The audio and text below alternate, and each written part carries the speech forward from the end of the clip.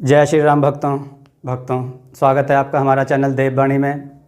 भक्तों, आपको हमारी कथाएं कैसी लगती हैं हमें कमेंट करके ज़रूर बताएं।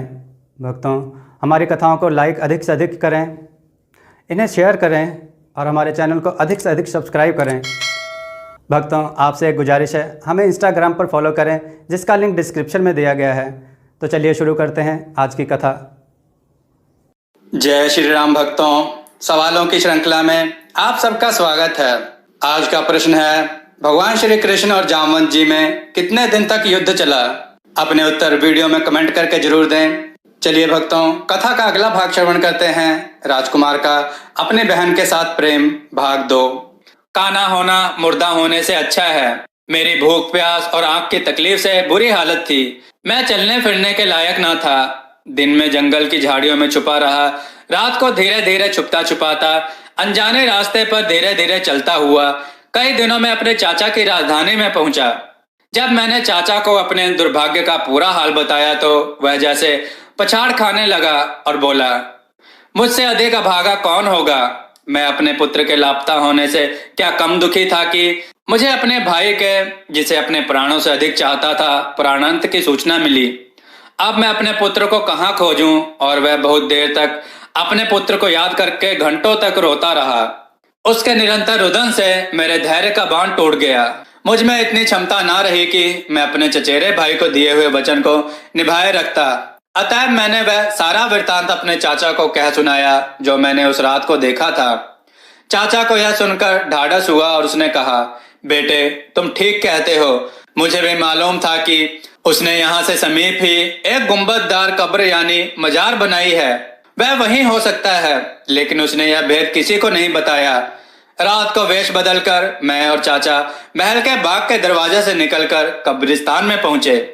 मुझे यह देखकर आश्चर्य हुआ कि हम लोगों को थोड़ी ही देर में कब्र मिल गई। शायद अकेले आने पर मैं ठीक स्थान पर नहीं पहुंच सका था। मैंने कब्र को फौरन पहचान लिया। हम लोग गुंबद के अंदर गए। वह लोहे का दरवाजा जिसके नीचे सीढ़ी गई थी बड़ी कठिनाई से खुला, क्योंकि शहजादे ने उसे अंदर से चूना आदि लगाकर मजबूती से बंद कर दिया था। दरवाजा खुलने पर पहले चाचा नीचे उतरा, फिर मैं गया। कुछ दूर जाकर देखा कि डेहरी में बदबूदार धुआं भरा है। आगे बढ़े तो देखा कि सुंदर बैठने का स्थान है और वहां कई दीपक प्रकाश दे रहे थे। बीच में एक हौज बना हुआ था जिसके चारों ओर खाने की वस्तुएं रखी थी, किंतु वह स्थान बिल्कुल निर्जन था। फिर हमने देखा कि एक और चबूतरा सा बना है और उसके बाद एक कक्ष है जिसके द्वार पर पर्दा पड़ा है। चाचा सीढ़ी से चबूतरे पर चढ़ गया और पर्दा उठाकर अंदर गए। मैं भी पीछे पीछे चला गया। हम लोगों ने देखा कि राजकुमार उसी स्त्री के साथ जिसे पहले मैंने देखा था एक पलंग पर लेटा है, किंतु उस पर भगवान का ऐसा कोप हुआ था कि दोनों कोयले की तरह काले हो गए थे। ऐसा मालूम होता था जैसे किसी ने उन्हें जीवित ही धधकती आग में डाल दिया है और उनके राख हो जाने से पहले उन्हें निकालकर पलंग पर लिटा दिया है। मेरे तो यह देखकर रोंगटे खड़े हो गए, लेकिन मेरा चाचा यह देखकर बिल्कुल विचलित नहीं हुआ। उसके चेहरे पर ना दुख का कोई चिन्ह था, ना आश्चर्य का। हाँ, उसका क्रोध बढ़ता जा रहा था। उसने राजकुमार के मुंह पर थूक दिया और कहा, अभागे, तूने यहाँ तो दुख पाया ही है, पर लोक में भी इससे अधिक दुख पाएगा। इस पर भी उसका क्रोध शांत ना हुआ तो उसने पांव से जूती निकालकर कई बार राजकुमार के मुंह पर मारी। मैंने क्रोध में आकर कहा, एक तो मुझे वैसे ही भाई के मरने का दुख है, फिर आप मरने पर उसका अपमान कर रहे हैं। ऐसा क्या अपराध उसने किया है जिससे आपके क्रोधाग्नि इतनी भड़की है? राजा बोला, बेटे तुम नहीं जानते कि क्या किस्सा है। यह आदमी इससे कहीं अधिक भत्सना और दंड का भागी है। यह राजकुमार बचपन से ही अपनी सगी बहन पर आसक्त था। जब दोनों छोटे थे तो मैंने बच्चा समझकर उनकी बातों पर कुछ ध्यान नहीं दिया, किंतु जब दोनों बड़े हो गए तब भी दोनों में घनिष्ठता रही, बल्कि बढ़ती गई। अब मैंने उनके संबंध को रोकना चाहा। मैंने कड़े पहरे बिठाए कि भाई बहन एक दूसरे के सामने ना आए। राजकुमार अकेला ही कुमारगामी होता तो बात आगे ना बढ़ती, लेकिन यह अभागी लड़की उससे भी अधिक नीच निकली। यह अपने भाई से मिलने के लिए तड़पती रहती थी।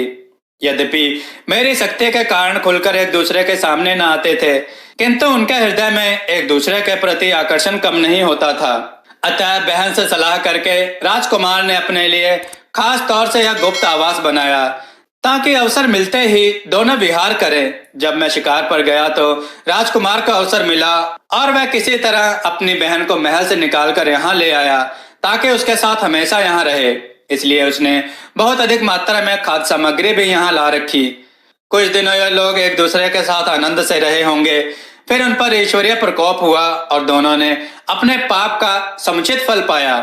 यह कहकर राजा का क्रोध दुख में बदल गया और वह अपने बेटे बेटी की मृत्यु पर विलाप करके रोने लगा।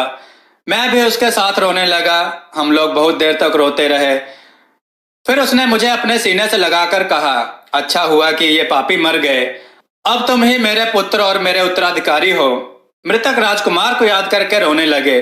कुछ देर बाद हम लोग सीढ़ी से ऊपर चढ़ाए और दरवाजा बंद करके उस पर मिट्टी डालकर बाहर आ गए। जब हम लोग राजमहल के पास पहुंचे तो हमने देखा कि फौजियों के घोड़ों के दौड़ने से उड़ी हुई धूल से आकाश अटा जा रहा है और युद्ध के बाजों की ध्वनि से कान फटे जा रहे हैं। मालूम हुआ कि मेरे पिता का वही मंत्री जिसने मेरा राज्य हड़प लिया था एक बड़ी सेना लेकर मेरे चाचा के राज्य पर भी चढ़ाया है। मेरे चाचा की सेना उसकी सेना से कम थी। उसकी सेना ने बगैर किसी कठिनाई के राजधानी और महल पर अधिकार कर लिया। मेरे चाचा ने अपने अधिकार की रक्षा का भरसक प्रयत्न किया और युद्ध क्षेत्र में कूद पड़ा। फिर भी वह सफल ना हुआ और युद्ध में मारा गया। उसके मरने के बाद भी मैं शत्रु का सामना करता रहा और कुछ समय तक युद्ध भूमि में डटा रहा। किंतु जब देखा कि बिल्कुल घिर गया हूं तो निकल भागने की सोची। मंत्री की सेना के एक सरदार ने मुझे पहचाना और पुराने राजा के नमक हलाली के ख्याल से मुझे बच निकलने का अवसर दे दिया। मैंने युद्ध भूमि से निकलकर पहला काम तो यह किया कि दाढ़ी मूछें और भवें सफाचट करवा दी ताकि दुश्मन मुझे पहचान ना सके, और साधु के कपड़े पहन लिए। फिर बड़े कष्ट उठाता हुआ अनजाने रास्ते से होकर अपने चाचा के राज्य से बाहर निकला। फिर कई नगरों में साधु बनकर घूमता रहा।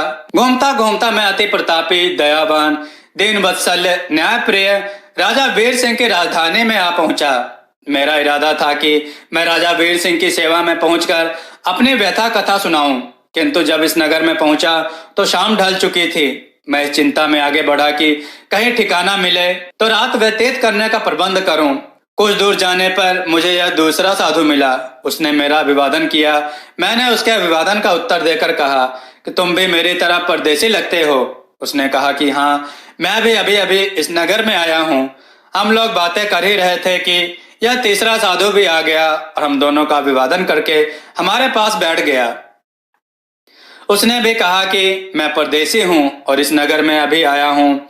हम लोग चूंकि एक ही वेश में थे और तीनों की एक ही दशा थी, इसलिए हमने तय किया कि भाइयों की तरह मिलकर रहें और जहां भी जाएं साथ साथ ही जाएं। हम लोग इस चिंता में निमग्न हो गए कि रात कहाँ बिताएं, क्योंकि हम तीनों में कोई भी यहाँ के किसी निवासी को नहीं जानता था, ना ही पहले यहाँ आया था। अपने सौभाग्य से हम घूमते फिरते तुम्हारे दरवाजे पर आ निकले। तुमने भोजन और मनोरंजन से हमारा चित्त प्रसन्न किया। इसके लिए हम सदा के लिए तुम्हारे आभारी रहेंगे। फिर साधु ने कहा, यही मेरा वृत्तांत है जिसे मैंने पूरी तरह बता दिया है। अब आप क्या समझें क्या नहीं समझें ये आपके ऊपर है। इतना कहकर तीनों साधु सो गए और प्रातः उठते ही उन्होंने वह राज्य भी छोड़ दिया और तीनों ने साथ मिलकर भिक्षा मांगकर गुजारा करने का और जीवन निर्वाह करने का निश्चय किया। भक्तों, आपको यह कथा कैसी लगी? अपने विचार और सुझाव हमें कमेंट में जरूर बताएं। हमारी कथाओं को लाइक करें, हमारे चैनल को सब्सक्राइब करना ना भूलें और हमारी कथाओं को शेयर जरूर करें जिससे लोगों को उत्तम ज्ञान प्राप्त हो। जय श्री राम भक्तों।